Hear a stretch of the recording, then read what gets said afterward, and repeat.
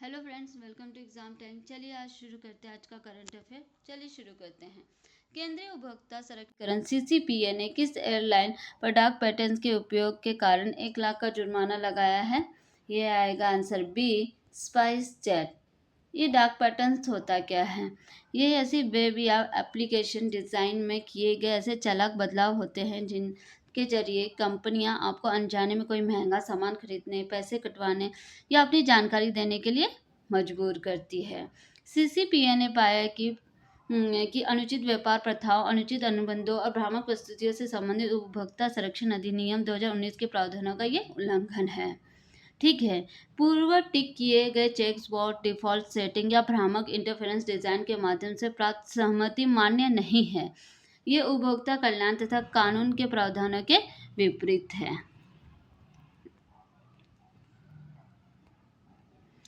World audio visual and entertainment summit का आयोजन कहाँ किया जाना प्रस्तावित है? बताइए। इसका आंसर आएगा बी, मुंबई में। ये सेकेंड एडिशन है। ये इसमें होता क्या है? जो फिल्म, संगीत, गेमिंग, एनिमेशन, कहानी कहने की कला को प्रदर्शित करेगा, साथ ही दुनिया भर के कलाकारों, क्रिएटर्स के बीच सहयोग का बढ़ावा देगा। ठीक है। इसका आयोजन कहाँ होना है? मुंबई के जियो वर्ल्ड कन्वेंशन सेंटर में आयोजित होगा। और इसका पहला संस्करण कब हुआ था? 1 मई से 4 मई 2025 में मुंबई के जियो वर्ल्ड कन्वेंशन सेंटर में ये आयोजित किया गया था। और इसका सेकेंड एडिशन भी यहीं होने वाला है, मुंबई के जियो वर्ल्ड कन्वेंशन सेंटर में। ठीक है। हाल ही में उपराष्ट्रपति द्वारा विमोचित पुस्तक RSS@100 A Century of Service, United and Sacrifice के लेखक कौन है? बताइए। इसका आंसर आएगा बी, श्याम जाजू और अनुपम त्रिवेदी। लगभग 60 साल के लंबे अंतराल के बाद गुजरात के गिर जंगलों में किस पक्षी की वापसी देखी गई है? बताइए। यह है भारतीय ग्रे हॉर्नबिल। इसका आंसर आएगा डी। प्रधानमंत्री अनुसूचित जाति अभ्युदय योजना PM अजय मुख्य रूप से भारत सरकार के किस मंत्रालय द्वारा संचालित की जा रही है? ये आंसर आएगा बी, सामाजिक न्याय एवं अधिकारिता मंत्रालय द्वारा। इसके मंत्री कौन है? डॉक्टर वीरेंद्र कुमार। ठीक है। ये अनुसूचित जाति समुदाय के सामाजिक आर्थिक सशक्तिकरण को मजबूत करने की दिशा में निरंतर काम कर रहा है। इसका मुख्य उद्देश्य क्या है? गरीबी में कमी लाना, ठीक है, आजीविका के सतत अवसर उत्पन्न करना, ये इंफ्रास्ट्रक्चर में सुधार लाना, तकनीकी आधारित एवं परिणाम उन्मुख कार्यान्वयन संरचना के माध्यम से समावेशी विकास को बढ़ावा देना है। इसमें PM अजय में अनुसूचित जाति समुदाय के समग्र विकास के 3 मुख्य घटक हैं: आदर्श ग्राम योजना, सहायता अनुदान घटक और छात्रावास घटक। ठीक है। जो आदर्श ग्राम योजना में है, उसमें अब तक देश भर में 47.59 लाख से अधिक नागरिक लाभान्वित हो चुके हैं और इसके साथ ही 16,759 गाँवों को आदर्श ग्राम घोषित किया जा चुका है। ठीक है। सहायता अनुदान घटक ये आजीविका उत्पन्न करने और कौशल विकास के आय बढ़ाने की गतिविधियों में मदद करता है। और छात्रावास के लिए ये जो अनुसूचित जाति और वंचित वर्ग के छात्रों को बेहतर शैक्षणिक आवासीय माहौल देने के लिए 750 विद्यार्थियों को आवास की व्यवस्था की जा रही है। इसके तहत 2 बालिका छात्रावासों सहित कुल 3 छात्रावास परियोजना के निर्माण के लिए 2.50 करोड़ रुपए की राशि की मंजूरी दी गई है।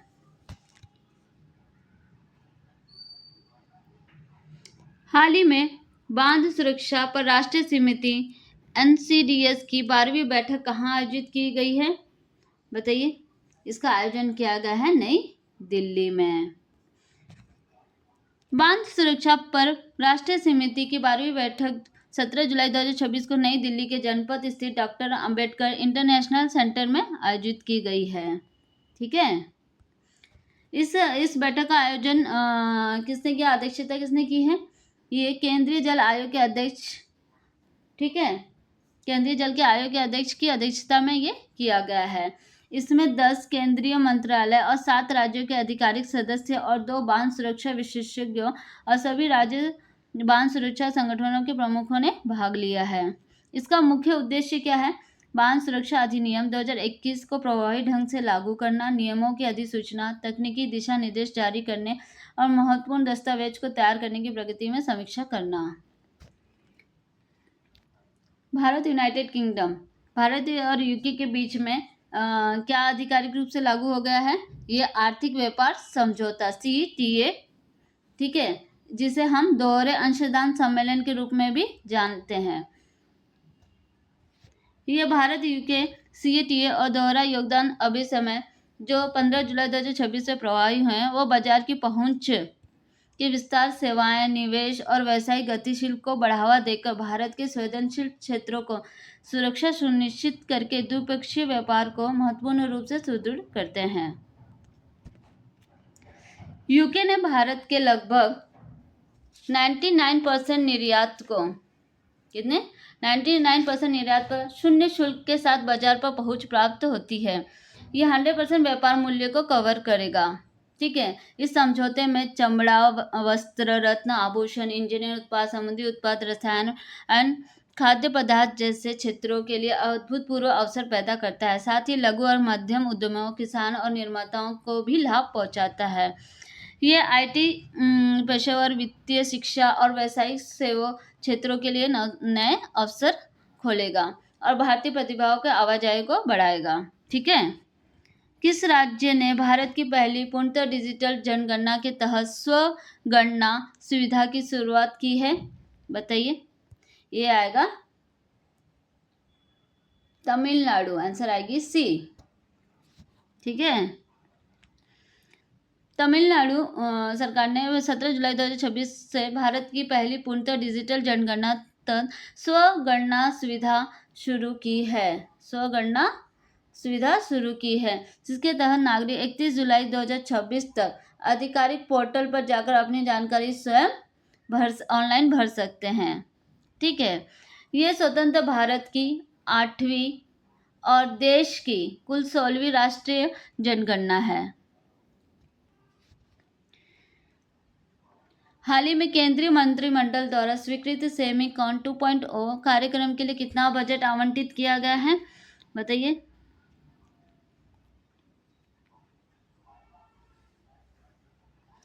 इसका आंसर क्या आएगा? बताइए। इसका आंसर आएगा B, 1,27,500 करोड़ रुपए, ठीक है। भारत को वैश्विक सेमीकंडक्टर हब बनाने के उद्देश्य से सरकार ने सेमीकॉन 2.0 कार्यक्रम को मंजूरी दी गई है। यह योजना भारत के चिप डिजाइन, फैब्रिकेशन, असेंबली इकाइयों की स्थापित करने के लिए वित्तीय प्रोत्साहन प्रदान करेगी, जिसके इलेक्ट्रॉनिक क्षेत्र में हमारी आत्मनिर्भरता बढ़ेगी। हाल ही खबरों में रहा भारत का पहला निजी कक्षीय रॉकेट विक्रम-1 किस स्पेस टेक स्टार्टअप द्वारा विकसित किया गया है? ये है स्काईरूट एरोस्पेस द्वारा, आंसर आएगा C। ये हैदराबाद की कंपनी है। ये हैदराबाद में स्थित space tech company Skyroot aerospace ने तैयार किया है। इसे कहाँ से लॉन्च किया जाएगा? इसे श्रीहरिकोटा से लॉन्च किया जाएगा। 60वां ज्ञानपीठ पुरस्कार किससे दिया गया है? ये दिया गया R वेरामुथु को। ये तमिल गीतकार और लेखक R वेरामुथु 60वें ज्ञानपीठ पुरस्कार के लिए चुने गए हैं। ये पुरस्कार पाने वाले तीसरे तमिल और पहले तमिल कवि बन गए हैं, ठीक है। उन्होंने अपने उपन्यास कल्लुकट्टू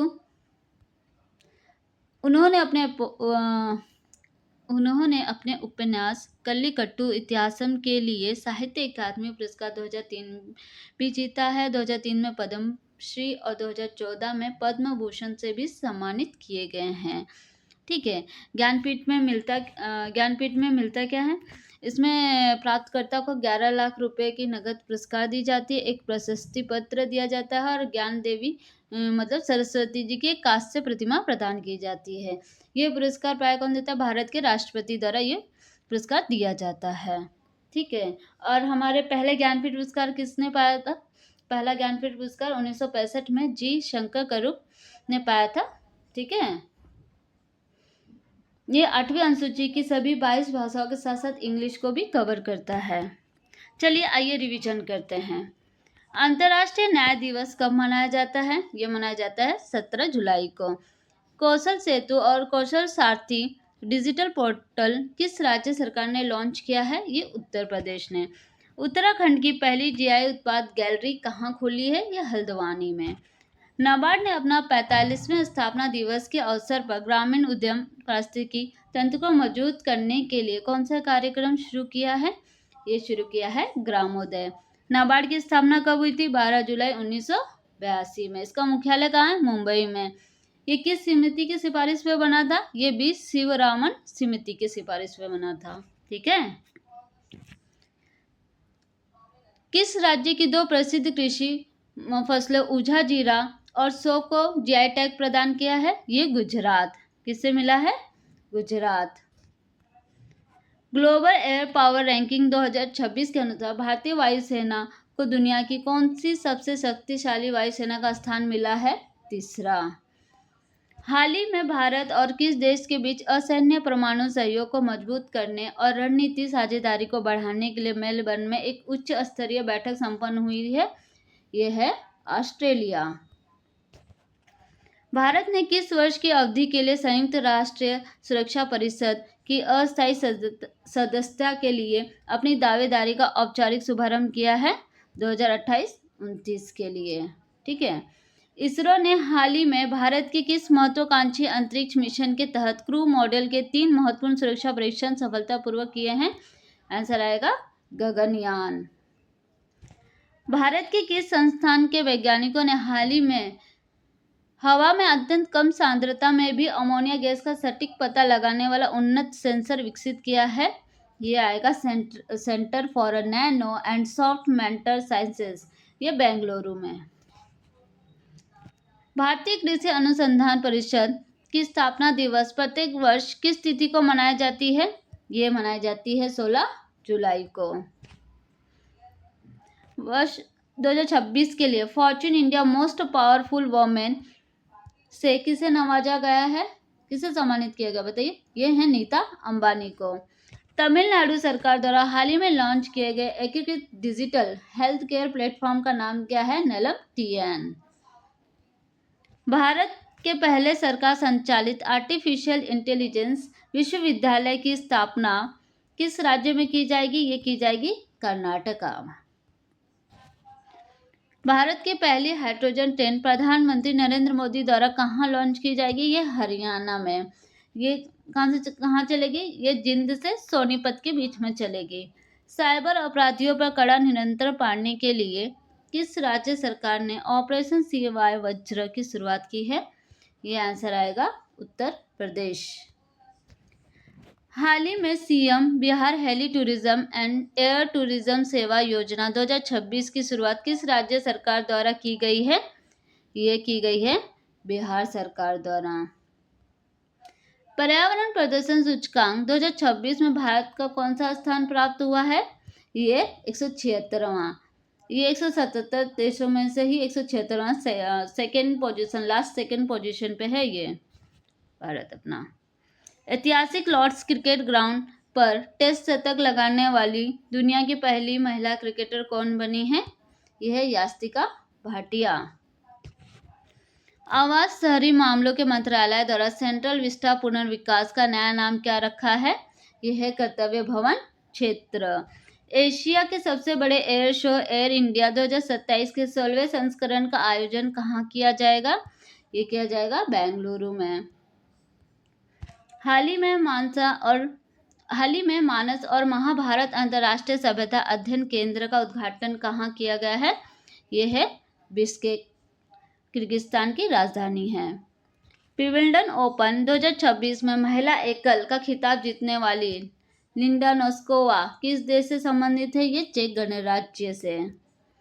22वें राष्ट्रमंडल टेबल टेनिस चैंपियनशिप 2026 के लिए अनावरण किए गए आधिकारिक शुभंकर मॉस्कोट का नाम क्या है?